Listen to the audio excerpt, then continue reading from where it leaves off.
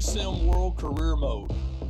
Like all pros, you will start out in the amateur ranks, where you can choose to fish the disciplines that interest you the most. The events are split into bass, carp, and predator, and you are free to join or leave any of these tours as you wish throughout your career. As you compete in the events, you will earn tour points and prize money, as well as gaining followers. The more followers you have, the more interested different sponsors will become in signing you up for endorsement deals. The tour points you earn from events are added up throughout the season. Finish high enough in the end of the season rankings, you may be eligible to move up to the Pro League. Sponsorship contracts can be for varying lengths and worth different amounts. It is possible to negotiate a better deal, but you do run the risk of putting off a potential sponsor. Meeting sponsorship goals will not only keep your sponsors happy, but will also earn you bonuses that are added to the prize money you win from tournaments. Together, these give you your overall career earnings, which will continue to grow with the more success you have. For each discipline, you have a tournament jersey, where the brand logos of your sponsors are worn with pride. The primary sponsor will be displayed most prominently on the front of your jersey. You can change the base colors of your jerseys at any point throughout your career. Perform well enough and you may be invited to join the elite division. This is where the best of the best compete for the ultimate in angling glory.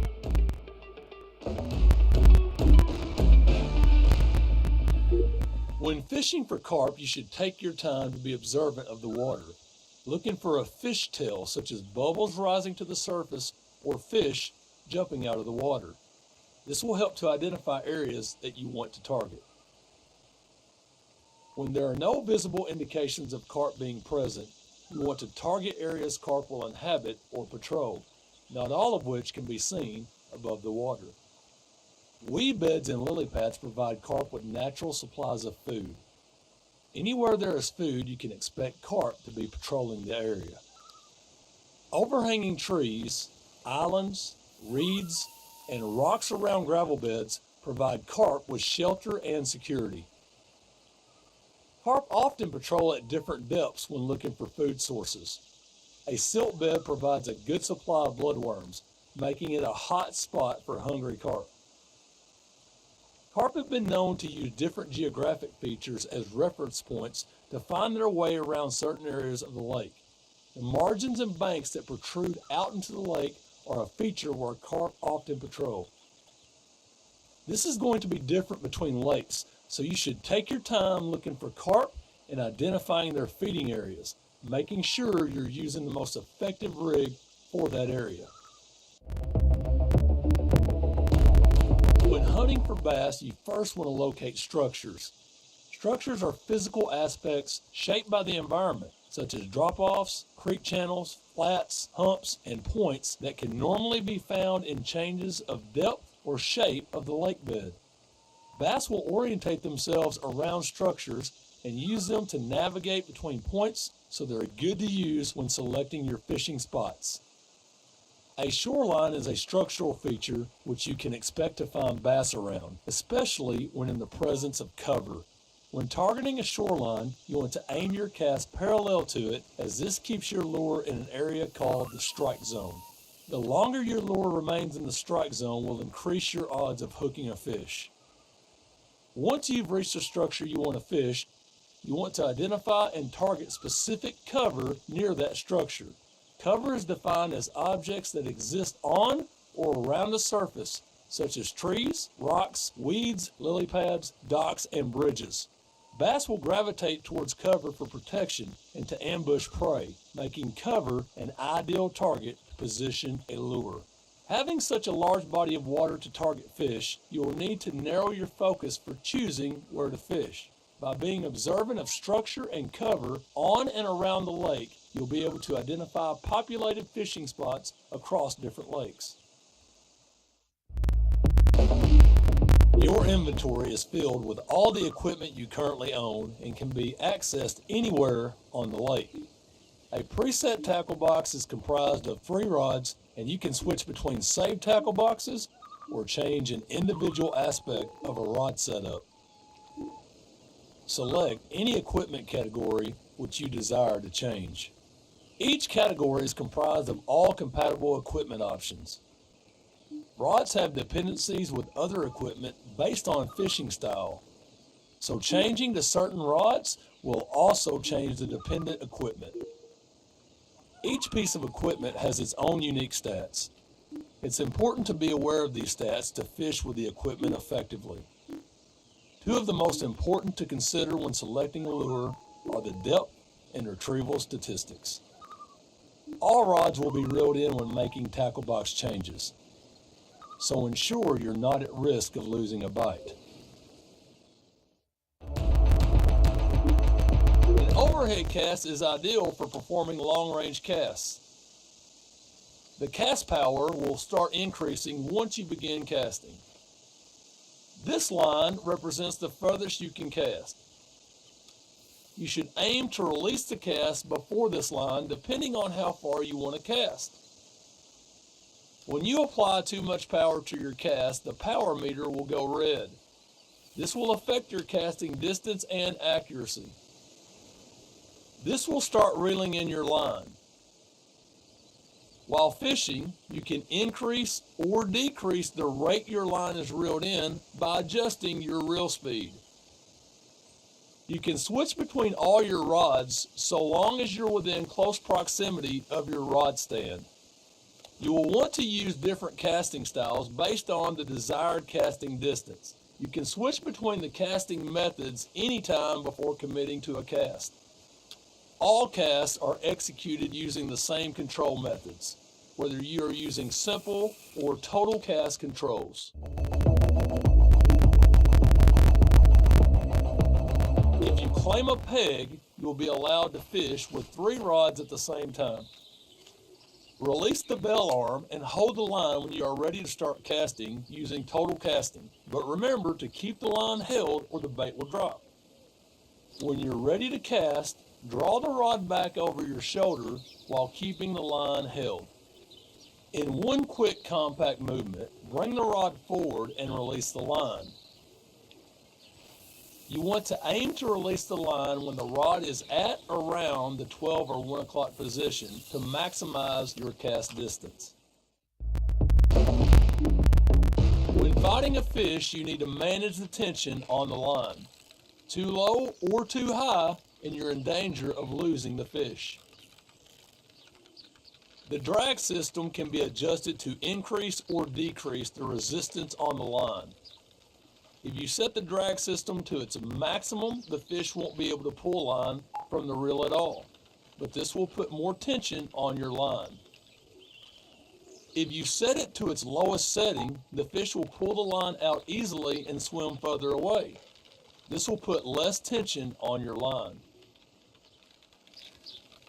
Keep the pressure on and eventually the fish will tire out, making it easier to reel in. You can also increase or release pressure as well as guide the fish by moving the rod while reeling. This icon shows that the fish is exhausted and ready for netting. You will be rewarded with experience points based on the size and length of the species you catch. When you're ready, release the fish back in the water. When you cast out, the lure indicator will become visible. The retrieval is the type of action you perform to make a lure move through the water, but it's how you move the lure that can increase the chances of getting bites. The text will show what type of retrieve you are currently performing, and the indicator will change color to represent the effectiveness of your retrieve. Red indicates the least effective, and green the most optimal. The quality of your retrieval motion will affect your chances of hooking fish. The depth indicator shows the relative position of the lure in the water. Based on the lure stats, the crankbait is more effective at attracting fish while under a constant or stop-and-go retrieve. A constant retrieve is performed by constantly reeling in. How fast this crankbait is reeled in will impact the depth it dives to. Depth and retrieve quality are displayed and updated in real time based on your reel speed and rod movements. If you want to retrieve at lower depths, try increasing your reel speed. You're not going to get a bite on every retrieve, but to increase those chances, you want to keep casting out and retrieving. The longer your lure is in the water, the better chance you have of attracting a bite. This crankbait is effective using a stop and go retrieve. To perform a stop and go retrieval, reel in at a moderate speed and then stop briefly before reeling in again, then repeat. The lure indicator will provide feedback between multiple retrieves. Some lures are effective under multiple retrieval actions, which is indicated by the lure's stats. When you get a bite on a lure or float rig, you need to set the hook to ensure the fish cannot escape. Do this by performing a strike. The timing of the strike determines how well the hook is set in the fish's mouth. Setting the hook poorly will make it easier for the fish to escape. The quality of your strike is determined by the swiftness and direction of the strike action and timing after the fish bites.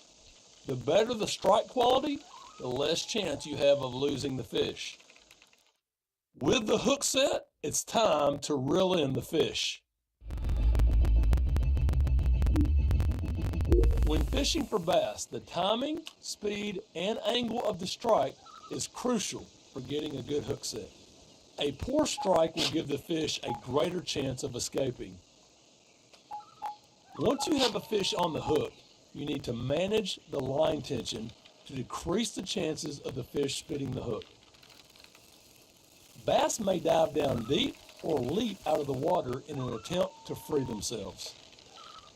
To decrease tension, lower the rod tip and stop reeling. To increase the line tension, raise the rod tip and keep reeling. If the tension bar hits the top or bottom too much during the fight, the fish can escape. So aim to keep it in the mid-range as much as possible.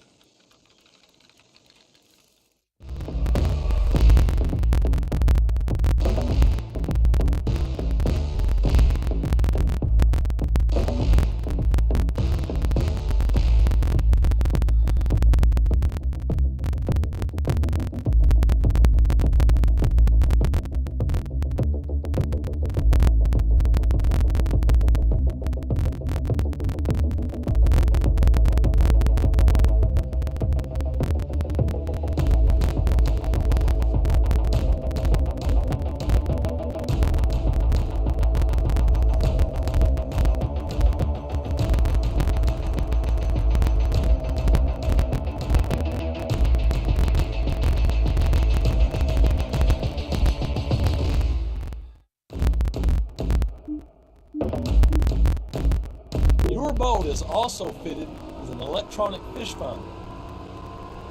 This system allows you to see the depth of the lake bed and where fish are positioned both under and around your boat. The line at the bottom shows the depth and contour of the lake bed that you're traveling over, and the fish icons show a fish's location and depth. The furthest right section shows what was beneath the boat 1 second previously. This fish passed underneath the boat around 3 seconds ago. So if you are traveling at speed in your boat, the fish may now be some distance behind you. The size of the fish icon displayed is related to the size of the fish detected under the water. When you find a spot you want to fish, stop your boat and switch into the fishing position to start fishing.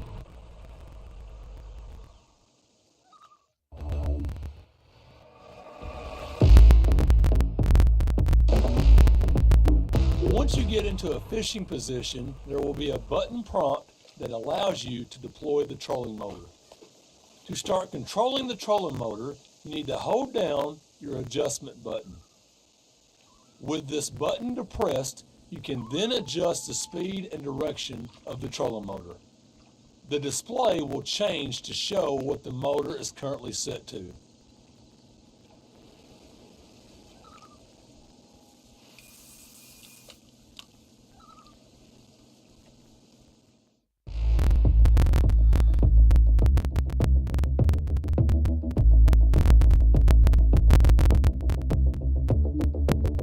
are currently holding a rod, you can cast from any location near the water. When you cast out a float rig, a float indicator will become visible. The indicator shows the float's movement while in the water. Pay close attention as it will indicate when a fish has taken the bait. When the float icon begins twitching, it indicates that a fish is nibbling your bait. This is your cue to get ready to strike, but be patient. If you strike before the fish bites, you won't be able to set the hook and you will lose the fish. The float icon will twitch violently when you get a bite, indicating it's time to strike the rod and set the hook. The quality of your strike is determined by its swiftness, direction of the strike,